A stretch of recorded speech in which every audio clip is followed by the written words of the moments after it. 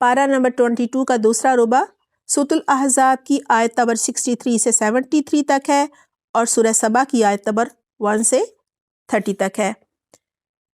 اب مشرکین مکہ اور منافقین کے ایک سوال کا جواب دیا جا رہا ہے۔ وہ پوچھتے تھے قیامت کب آئے گی، اور پوچھنے کا مقصد جو ہے وہ یہ نہیں تھا کہ وہ جاننا چاہتے تھے، بلکہ مذاق اڑانے کے لیے اور دل لگی کے لیے وہ ایسا کیا کرتے تھے۔ حقیقت یہ تھی کہ انہیں بالکل قیامت کا یقین نہیں تھا، اور اگر تھا بھی کسی کو تھوڑا بہت تو انہیں اس کی فکر بالکل بھی نہیں تھی۔ ہاں، دنیا کی بہت فکر تھی، اسی میں مگن رہتے تھے، اسی کو بڑھانے کے لیے دن رات لگے رہتے تھے۔ یسألوک الناس عن الساعة قل انما علمها عند اللہ وما يدریک لعل الساعة تکون قریبا۔ اے نبی، لوگ تم سے پوچھتے ہیں قیامت کی گھڑی کب آئے گی، کہو قیامت کا علم تو اللہ ہی کو ہے، تمہیں کیا خبر شاید کہ وہ قریبی آ لگی ہو۔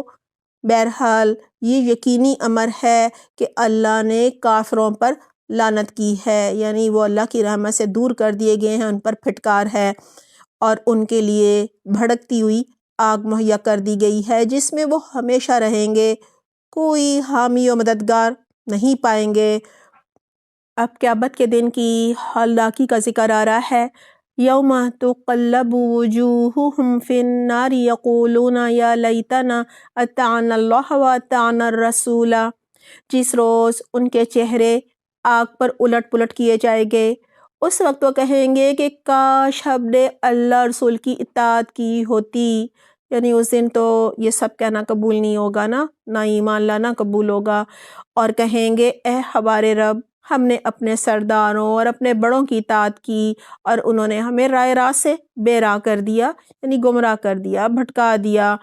اے رب، ان کو دوہرا عذاب دے، یعنی انہوں نے ہمیں بہکایا تھا، انہیں تو اب دوہرا عذاب ملنا چاہیے، اور ان پر سخت لعنت کر۔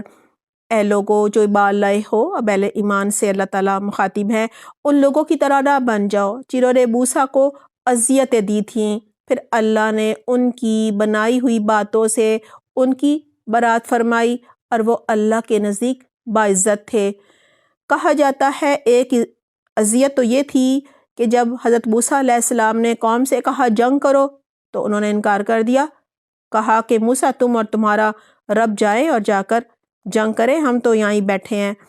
اور دوسرا کہا جاتا ہے قوم نے موسیٰ علیہ السلام پر الزام لگایا تھا کہ ان میں کوئی جسمانی عیب ہے، اس لیے اتنے کپڑے لپیٹ کر رکھتے ہیں، حالانکہ وہ حیا والے تھے، تو اللہ سبحانہ تعالیٰ نے وہ بھی ان پر واضح کر دیا۔ اے ایمان لانے والو، اللہ سے ڈرو اور ٹھیک بات کیا کرو، اللہ تمہارے اعمال درست کر دے گا اور تمہارے قصوروں سے درگزر فرمائے گا۔ جو شخص اللہ اور اس کے رسول کی اطاعت کرے اس نے بڑی کامیابی حاصل کی۔ اِنَّا عَرَضْنَا الْأَمَانَةَ عَلَى السَّمَاوَاتِ وَالْأَرْضِ وَالْجِبَالِ۔ ہم نے اس امانت کو، یعنی روح عالم امر کی چیز کو، بطور امانت آسمانوں اور زمین اور پہاڑوں کے سامنے پیش کیا، تو وہ اسے اٹھانے کے لیے تیار نہ ہوئے اور اس سے ڈر گئے، مگر انسان نے اٹھا لیا، بے شک وہ بڑا ظالم ہے اور جاہل ہے۔ ہماری روح جو ہے وہ عالم امر کی چیز ہے نا، تو اس کو بطور امانت عالم خلق میں، یعنی ہمارے جسم میں ڈالا گیا، جیسے کہ عالم امر میں فرشتے، روحیں، ارواح جو ہیں وہ، اور وہی آتی ہے۔ روح جو ہے وہ بہت ہی قیمتی چیز ہوتی ہے اور بڑی بھاری امانت ہے کہ انسان کے جسم میں، یعنی خلق جسمانی میں، جس میں کمزوری ہوتی ہے اور جس میں خواہشات ہوتی ہیں، اس میں یہ روح ڈال دی گئی۔ یہاں امانت سے مراد دنیا کی خلافت ہے جو حضرت آدم علیہ السلام کو دی گئی تھی، انہوں نے خود قبول کی تھی، ہر چیز نے انکار کر دیا تھا، اس زمین پر رہ کر آزادی اور اختیار کا استعمال کرنا تھا حضرت آدم علیہ السلام کو اور قیامت تک کے لوگوں کو، اور یہ ایک بہت بڑی ذمہ داری تھی، ایک بوجھ تھا، ایک امانت تھی۔ اس عبادت کے بوجھ کو اٹھانے کا لازمی نتیجہ یہ ہے کہ اللہ منافق مردوں اور عورتوں اور مشرک مردوں اور عورتوں کو سزا دے، یعنی جنہوں نے خواہشات کی پیروی کی، اختیار کا غلط استعمال کیا اور ذمہ داری کو نہ نبھایا، فراموش کر دیا، ان کو قیامت کے دن سزا دی جائے گی۔ اور مومن مردوں اور عورتوں کی توبہ قبول کرے۔ اللہ درگزر فرمانے والا ہے اور رحم فرمانے والا ہے۔ اب ہم سورۃ السبا کا آغاز کر رہے ہیں۔ مکی صورت ہے، 54 آیات ہیں اور 6 رکوع ہیں۔ اس صورت کا آغاز اللہ سبحانہ تعالیٰ کی خوبصورت حمد سے ہو رہا ہے، تعریف سے ہو رہا ہے۔ اس صورت میں کفار کے اعتراضات کے جوابات ہیں جو انہوں نے توحید کی دعوت اور آخرت کے بارے میں کیے تھے۔ اس صورت میں کفار کو ان کے برے انجام سے ڈرایا گیا ہے۔ حضرت داؤد علیہ السلام، حضرت سلیمان علیہ السلام اور قوم سبا کے قصے اس مقصد سے بیان کیے گئے ہیں کہ دیکھو انہیں اللہ سبحانہ تعالیٰ نے کیا کیا طاقتیں، قوتیں، نعمتیں اور شان و شوکت عطا کی تھی، لیکن وہ تکبر کا شکار نہ ہوئے، بلکہ ہمیشہ اللہ کی انہوں نے اطاعت کی، اللہ کی شکر گزاری کی۔ اور شکر گزاری سے نعمتیں جو ہیں ان میں اضافہ ہوتا ہے، اور اگر شکر گزاری نہ کی جائے تو نعمتیں چھن جاتی ہیں۔ اور اللہ سبحانہ تعالیٰ کا اپنے بندے سے وعدہ ہے کہ وہ شکر گزاری پر مزید نعمت عطا فرماتا ہے۔ بسم اللہ الرحمن الرحیم۔ الحمد للہ الذی لہ ما فی السماوات وما فی الارض وَلَهُ الْحَمْدُ فِي الْآخِرَةِ وَهُوَ الْحَكِيمُ الْخَبِيرُ۔ حمد اس اللہ کے لیے ہے جو آسمانوں اور زمین کی ہر چیز کا مالک ہے، اور آخرت میں بھی اسی کے لیے حمد ہے۔ وہ دانا ہے اور باخبر ہے، یعنی کمال حکمت والا ہے۔ جو کچھ زمین میں جاتا ہے، مثلاً بارش جاتی ہے، بیج جاتے ہیں، کیڑے مکوڑے جانور نیچے جاتے ہیں، پھر مردوں کی لاشیں جاتی ہیں، اور جو کچھ اس زمین سے نکلتا ہے، کھیتی نکلتی ہے، سبزہ نکلتا ہے، معدنیات نکلتی ہیں، پانی نکلتا ہے، پیٹرول، گیس، بہت کچھ نکلتا ہے، اور جو کچھ آسمان سے اترتا ہے، آسمانی کتابیں اوپر سے آتی ہیں، برکتیں، رحمتیں، فرشتے اوپر سے آتے ہیں، بارش اور تقدیر کے فیصلے، اور جو کچھ اس میں چڑھتا ہے، دعائیں اوپر چڑھتی ہیں آسمان کی طرف، فرشتے، جب ہم مر جاتے ہیں تو روحیں چڑھتی ہیں، ہمارے اعمال چڑھتے ہیں۔ کہا جا رہا ہے وہ ہر چیز کو جانتا ہے، وَهُوَ الرَّحِيمُ الْغَفُورُ، اور وہ بہت رحم فرمانے والا اور غفور ہے، بخشش فرمانے والا ہے۔ اب قیامت کا اور قرآن کا انکار کرنے والوں کو دلائل دیے جا رہے ہیں۔ وَقَالَ الَّذِينَ كَفَرُوا لَا تَأْتِينَا السَّاعَةُ، منکرین کہتے ہیں کیا بات ہے، قیامت ہم پر نہیں آ رہی ہے۔ اللہ تعالیٰ کہہ رہے ہیں اے نبی کہو قسم ہے میرے عالم الغیب رب کی، وہ تو آ کر رہے گی۔ اس سے یعنی اللہ سبحانہ تعالیٰ سے ذرا برابر کوئی چیز نہ آسمانوں میں چھپی ہوئی ہے اور نہ زمین میں، یہ ذرے سے بڑی یعنی نہ ذرے سے کوئی بڑی چیز چھپی ہوئی ہے اور نہ اس سے چھوٹی، سب کچھ ایک نمایاں دفتر میں درج ہے۔ اور یہ قیامت اس لیے آئے گی، یا مقصد بتایا جا رہا ہے قیامت کا، کہ اللہ جزا دے، اچھا بدلہ دے ان لوگوں کو جو ایمان لائے اور انہوں نے نیک اعمال کیے، ان کے لیے مغفرت ہے اور رزق کریم ہے۔ اور جن لوگوں نے ہماری آیات کو نیچا دکھانے کے لیے زور لگایا، یعنی ایمان بھی نہ لائے اور آیات کو من پسند مانی بھی دیے، حق چھپا لیا اور مذاق اڑاتے رہے، جھٹلا دیا، کہا جا رہا ہے ان کے لیے بدترین قسم کا دردناک عذاب ہے۔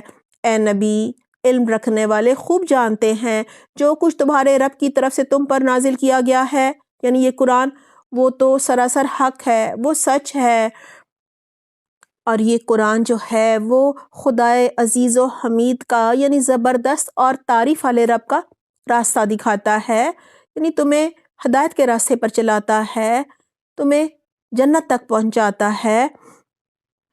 وَقَالَ الَّذِينَ كَفَرُوا هَلْ نَدُلُّكُمْ عَلَى رَجُلٍ، منکرین حق لوگوں سے کہتے ہیں ہم بتائیں تمہیں ایسا شخص، یعنی رسول اللہ صلی اللہ علیہ وسلم کی طرف اشارہ ہے، جو خبر دیتا ہے کہ جب تمہارے جسم کا ذرہ ذرہ منتشر ہو چکا ہوگا، یعنی مٹی میں مل کر جب تم مٹی بن جاؤ گے مرنے کے بعد، اس وقت تم نئے سرے سے پیدا کر دیے جاؤ گے۔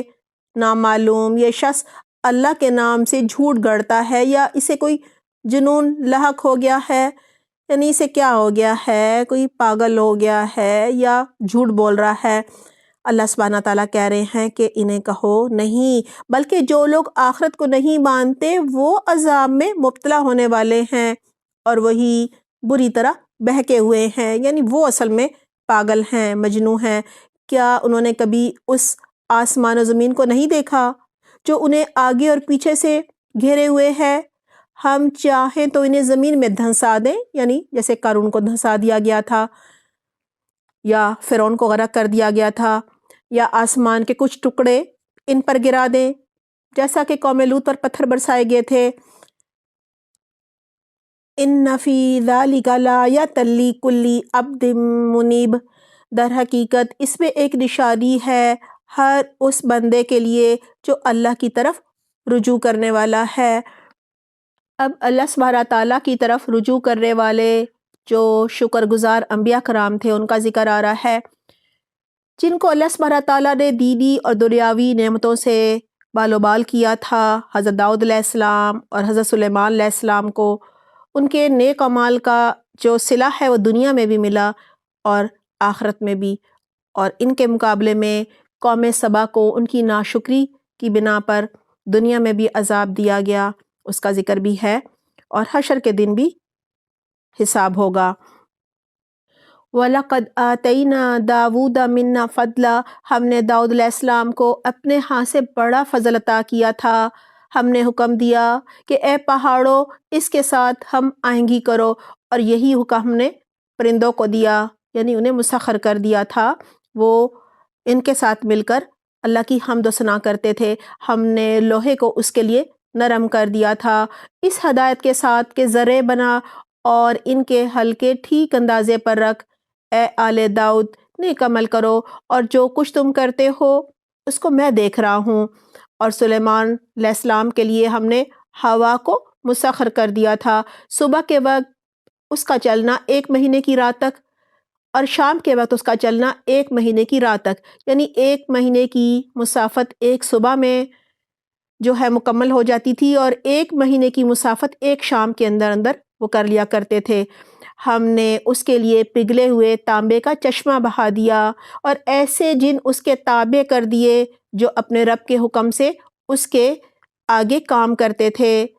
ان میں سے جو ہمارے حکم سے سرتابی کرتا یعنی نافرمانی کرتا، اس کو ہم بھڑکتی ہوئی آگ کا مزہ چکھاتے، وہ اس کے لیے بناتے تھے، یعنی یہ جو جنات تھے، جو کچھ وہ چاہتا تھا۔ من محاریب و تماثیل و جفان کالجواب و قدور، اونچی عمارتیں، تصویریں، بڑے بڑے اوس جیسے لگن، اور اپنی جگہ سے نہ ہٹنے والی بھاری دیگیں، یعنی جو زمین میں گڑی ہوئی تھیں، یہ سب جنات بنایا کرتے تھے۔ اے آل داؤد عمل کرو شکر کے طریقے پر، میرے بندوں میں کم ہی شکر گزار ہیں۔ اب حضرت سلیمان علیہ السلام کی موت کا واقعہ بیان ہو رہا ہے۔ فَلَمَّا قَضَيْنَا عَلَيْهِ الْمَوْتَ مَا دَلَّهُمْ عَلَى مَوْتِهِ، پھر جب سلیمان علیہ السلام پر ہم نے موت کا فیصلہ نافذ کیا تو جنوں کو اس کی موت کا پتہ دینے والی کوئی چیز اس گھن کے سوا نہ تھی جو اس کے عصا کو کھا رہا تھا۔ اس طرح جب سلیمان گر پڑا تو جنوں پر یہ بات کھل گئی کہ اگر وہ غیب کے جاننے والے ہوتے تو اس ذلت کے عذاب میں مبتلا نہ رہتے۔ کہا جاتا ہے کہ جنات جو تھے وہ اس وقت بلند و بالا عمارت بنا رہے تھے، اور حضرت سلیمان علیہ السلام کی طرف سے اللہ سبحانہ تعالیٰ نے یہ اس طرح سے کر دیا کہ جنات کو خبر ہی نہ ہوئی، اور وہ وفات پا چکے تھے، ان کے ہاتھ میں لاٹھی تھی، اس کے سہارے وہ کھڑے ہوئے تھے۔ جنات یہی سمجھتے رہے کہ وہ عبادت کر رہے ہیں، لیکن جب دیمک نے لاٹھی ان کی کھا لی اور عصا ٹوٹ گیا اور وہ بھی ساتھ گر پڑے، تب جنوں کو علم ہوا۔ لہٰذا یہ جو کہا جاتا ہے کہ جی جنوں کو غیب کا علم ہوتا ہے، تو یہاں دلیل موجود ہے کہ ان کو غیب کا علم نہیں ہوتا۔ لَقَدْ كَانَ لِسَبَإٍ فِي مَسْكَنِهِمْ آیَةٌ، صبا کے لیے ان کے اپنے مسکن ہی میں ایک نشانی موجود تھی، 2 باغ دائیں اور بائیں۔ قوم صبا یمن میں آباد تھی۔ ان کا ذکر ہے، بہت سارے اللہ سبحانہ تعالیٰ نے بہت ساری نعمتیں دی تھیں، بہت بڑے بڑے 2 باغ تھے، 2 بند تھے۔ جب ان کی قوم نے نعمتوں کی ناشکری کی تو یہ نعمتیں ان سے چھین گئی، اسی کا ذکر ہے۔ کُلُوا مِن رِزْقِ رَبِّکُم واشکروا لہ، کھاؤ اپنے رب کا دیا ہوا رزق اور شکر بجا لاؤ اس کا۔ ملک اور عمدہ، پاکیزہ اور پروردگار ہے بخشش فرمانے والا، مگر وہ منہ موڑ گئے۔ آخر کار ہم نے ان پر بند توڑ ڈالا، یعنی سیلاب بھیج دیا۔ کہا جاتا ہے زلزلہ آیا اور سیلاب آ گیا اور ان کے پچھلے 2 باغوں کی جگہ 2 اور باغ انہیں دے دیے، جن میں کڑوے کسیلے پھل اور جھاؤ یعنی جھاڑ جھنکار کے درخت تھے، اور کچھ تھوڑی سی بیریاں یعنی زرخیز مٹی جو ہے وہ سیلاب بہا کر لے گیا۔ یہ تھا ان کے کفر کا بدلہ جو ہم نے ان کو دیا، اور ناشکر انسان کے سوا ایسا بدلہ ہم اور کسی کو نہیں دیتے۔ قوم صبا جو ہے وہ یمن میں رہتی تھی، بہت خوشحال تھی، اور قریش مکہ کی طرح یہ بھی ان کا ایک مرکز تھا، تجارتی قافلے آتے تھے ہر طرف سے، خوشحالی تھی۔ اللہ تعالیٰ فرما رہے ہیں، اور ہم نے ان کے اور ان بستیوں کے درمیان جن کو ہم نے برکت عطا کی تھی نمایاں بستیاں بسا دی تھی، یعنی فلسطین وہاں پر بسا دیا تھا، اور ان میں سفر کی مسافتیں ایک اندازے پر رکھتی تھیں۔ چلو پھرو ان راستوں میں رات دن پورے امن کے ساتھ، یعنی کوئی چوری ڈاکے کا کوئی بھی ڈر نہیں تھا، مگر انہوں نے کہا اے ہمارے رب، ہمارے سفر کی مسافتیں لمبی کر دے، یعنی کوئی چور آئے، کوئی ڈاکو آئے، کوئی مقابلہ ہو، کوئی تھرل ہو، کوئی ایڈونچر ہو۔ انہوں نے اپنے اوپر ظلم کیا، آخر کار ہم نے انہیں افسانہ بنا کر رکھ دیا اور انہیں بالکل تتر بتر کر ڈالا۔ یقیناً اس میں نشانیاں ہیں ہر اس شخص کے لیے جو بڑا صابر و شاکر ہے۔ ان کے معاملے میں ابلیس نے اپنا گمان صحیح پایا اور انہوں نے اس کی پیروی کی، یعنی توحید پر نہیں تھے، ابلیس کی، شیطان کی پیروی کرتے تھے، بجز ایک تھوڑے سے گروہ کے جو مومن تھا۔ ابلیس کو ان پر کوئی اقتدار حاصل نہ تھا، یعنی اس کا زور تو نہیں چلتا تھا، مگر جو کچھ ہوا وہ اس لیے ہوا کہ ہم یہ دیکھنا چاہتے تھے کہ کون آخرت کا ماننے والا ہے اور کون اس کی طرف سے شک میں پڑا ہوا ہے۔ تیرا رب ہر چیز پر نگران ہے۔ قُلِ ادْعُوا الَّذِينَ زَعَمْتُم مِّن دُونِ اللَّهِ، اے نبی ان مشرکین سے کہو کہ پکار دیکھو اپنے ان معبودوں کو جنہیں تم اللہ کے سوا اپنا معبود سمجھے بیٹھے ہو، یعنی جنہیں تم خدا بنائے بیٹھے ہو۔ وہ نہ آسمانوں میں کسی ذرہ برابر چیز کے مالک ہیں، نہ زمین میں، وہ آسمان و زمین کی ملکیت میں شریک بھی نہیں ہیں، ان میں سے کوئی اللہ کا مددگار بھی نہیں ہے، اور اللہ کے حضور کوئی شفاعت بھی کسی کے لیے نافع نہیں ہو سکتی، یعنی فائدہ نہیں دے سکتی، بجز اس شخص کے جس کے لیے اللہ نے سفارش کی اجازت دی ہو۔ حتیٰ کہ جب لوگوں کے دلوں سے گھبراہٹ دور ہوگی تو وہ سفارش کرنے والوں سے پوچھیں گے ماذا قال ربکم، تمہارے رب نے کیا جواب دیا؟ قالوا الحق وهو العلی الکبیر، وہ کہیں گے ٹھیک جواب ملا ہے، یعنی اللہ نے حق کہا ہے اور وہ بزرگ و برتر ہے۔ من یرزقکم من السماوات والارض قل اللہ، اے نبی ان سے پوچھو کون تم کو آسمانوں اور زمین سے رزق دیتا ہے؟ کہو اللہ، یقیناً ہم میں اور تم میں سے کوئی ایک ہی ہدایت پر ہے یا کھلی گمراہی میں پڑا ہوا ہے، یعنی یا تو ہم ہدایت پر ہیں یا تم۔ ان سے کہو جو قصور ہم نے کیا ہو اس کی کوئی باز پرس تم سے نہ ہوگی۔ وَلَا نُسْأَلُ عَمَّا تَعْمَلُونَ، اور جو کچھ تم کر رہے ہو اس کی کوئی جواب طلبی ہم سے نہیں کی جائے گی، یعنی ہر ایک اپنے اپنے اعمال کا جواب دے گا۔ کہو ہمارا رب ہم کو جمع کرے گا، یعنی قیامت کے دن، پھر ہمارے درمیان ٹھیک ٹھیک فیصلہ کر دے گا۔ وہ ایسا زبردست حاکم ہے جو سب کچھ جانتا ہے۔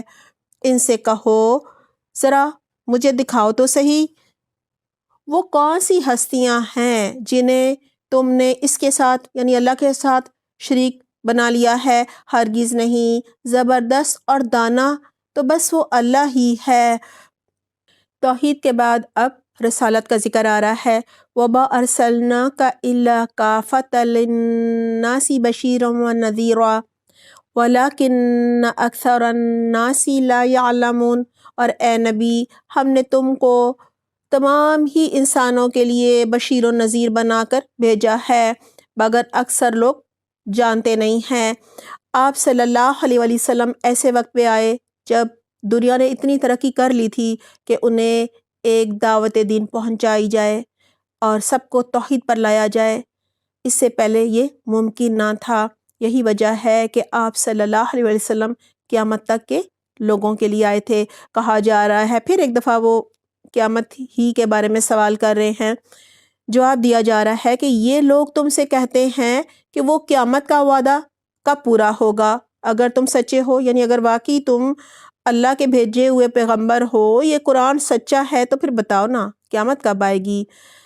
اللہ تعالیٰ کہہ رہے ہیں ان کو جواب دے دو، کہو تمہارے لیے ایک ایسے دن کی میعاد مقرر ہے، یعنی وقت تو مقرر ہے، لا تستأخرون عنہ ساعتا ولا تستقدمون، جس کے آنے میں یعنی قیامت کے آنے میں نہ ایک گھڑی بھر کی تاخیر تم کر سکتے ہو اور نہ ہی گھڑی بھر پہلے اسے تم لا سکتے ہو، یعنی قیامت اپنے وقت پر آئے گی، اور جب وہ آئے گی تو پھر تم کتنا بھی واویلا مچاؤ کہ ٹل جائے، لمحہ بھر کے لیے آگے چلی جائے، پھر کچھ بھی ممکن نہ ہوگا۔ لہٰذا ہم سب کے لیے سبق ہے کہ ہم آج ہی اس دن کی تیاری شروع کر دیں، یہ نہ ہو کہ اچانک آ جائے اور ہم نے کوئی تیاری ہی نہ کی ہو اور اس دن ہمیں پچھتانا پڑے۔ پارہ نمبر 22 کا دوسرا ربع سورۃ الاحزاب کی آیت نمبر 63 سے 73 تک ہے، اور سورہ سبا کی آیت نمبر 1 سے 30 تک ہے۔ آئیے دیکھتے ہیں ان آیات میں کیا بتایا گیا ہے۔ آیت نمبر 63 سے لے کر 68 تک، قیامت کے دن پر یقین نہ رکھنے والوں کو اس دن کی سختی اور جہنم میں ملنے والے عذاب سے ڈرایا جا رہا ہے۔ ہمارے لیے بھی سبق ہے کہ ہم عبرت پکڑیں اور قیامت کے دن پر یقین رکھتے ہوئے اس دن کی تیاری کریں۔ آیت نمبر 69 سے لے کر 71 تک، ہمیں اللہ سبحانہ تعالیٰ اور رسول صلی اللہ علیہ وآلہ وسلم کی اطاعت کرنی ہے اور اللہ سے ڈرتے ہوئے حق بات کرنی ہے تاکہ آخرت میں ہم فلاح پا سکیں۔ اللہ تعالیٰ میں بہترین توفیق عطا فرمائے۔ آیت نمبر 72 سے لے کر 73 تک 2 آیات ہیں۔ اللہ سبحانہ تعالیٰ نے امانت یعنی دنیا کی خلافت ابن آدم کو یعنی ہمیں امت وسطیٰ کو عطا کی ہے۔ ہمیں اس زمین پر اختیار دیا گیا ہے۔ اگر ہم اس امانت کو فراموش کر دیں گے تو ہمارا شمار ظالموں میں ہوگا، اور اگر ہم اس امانت کے تقاضے جو ہیں انہیں پورا کریں گے تو اللہ سبحانہ تعالیٰ ہمیں درگزر فرمائیں گے، ہم پر رحم فرمائیں گے۔ سورہ سبا آیت نمبر 1 سے لے کر 4 تک، ان آیات میں اللہ سبحانہ تعالیٰ کی نعمتوں کا ذکر ہے اور بتایا جا رہا ہے کہ اللہ عالم الغیب ہے، وہ جانتا ہے جو زمین میں جاتا ہے اور جو آسمان سے اترتا ہے اور جو چڑھتا ہے، یعنی ہماری دعائیں، فرشتے، روحیں اور ہمارے اعمال آسمان کی طرف چڑھتے ہیں۔ اللہ سبحانہ تعالیٰ ہمیں بہترین عمل کی توفیق عطا فرمائے تاکہ ہمارے اعمال بھی اوپر چڑھیں، قبول ہوں وہ، اور اللہ تعالیٰ ہماری بہترین مغفرت فرما دے اور رزق کریم عطا فرمائے۔ آیت نمبر 7 سے لے کر 9 تک، ہمیں اپنا عقیدہ آخرت درست رکھنا چاہیے، ورنہ آخرت کے عذاب سے پہلے دنیا میں بھی پکڑ ہو سکتی ہے۔ اللہ سبحانہ تعالیٰ آسمان سے ٹکڑے گرا سکتے ہیں، زمین میں دھنسا دے سکتے ہیں، وہ سب کرنے پر قادر ہیں۔ اللہ تعالیٰ ہمیں ہر آزمائش سے، ہر مصیبت سے، ہر آفت سے محفوظ رکھے۔ آیت نمبر 10 سے لے کر 14 تک، حضرت داؤد علیہ السلام اور حضرت سلیمان علیہ السلام کو دی گئی نعمتوں کا ذکر ہے۔ ہمیں بھی ان کی طرح نعمتوں کی قدردانی کرنی ہے، شکر گزاری کرنی ہے۔ آیت نمبر 15 سے لے کر 19 تک ان آیات میں قوم سبا کا ذکر ہے۔ ہمیں ان کی طرح اللہ سبحانہ تعالیٰ کی دی گئی نعمتوں کی ناشکری نہیں کرنی، ورنہ نعمتیں ہم سے ان کی طرح چھن جائیں گی جیسے کہ ان سے چھین لی گئی تھیں۔ آیت نمبر 20 اور 21 ہمیں اخلاص کے ساتھ صرف ایک اللہ سبحانہ تعالیٰ کی اطاعت کرنی ہے تاکہ شیطان کا زور نہ چلے ہم پر، کیونکہ اللہ کے مخلص بندوں پر شیطان کا زور نہیں چلتا۔ آیت نمبر 22 سے لے کر 27 تک ان آیات میں مشرکین کے شرک اور غلط عقائد کی نفی کی جا رہی ہے۔ ہمیں بھی ہر طرح کے شرک سے بچنا چاہیے، کیونکہ شرک کرنے والے کی کبھی بھی قیامت کے دن مغفرت نہیں ہوگی، کبھی بھی وہ جہنم کے عذاب سے نہیں نکالا جائے گا۔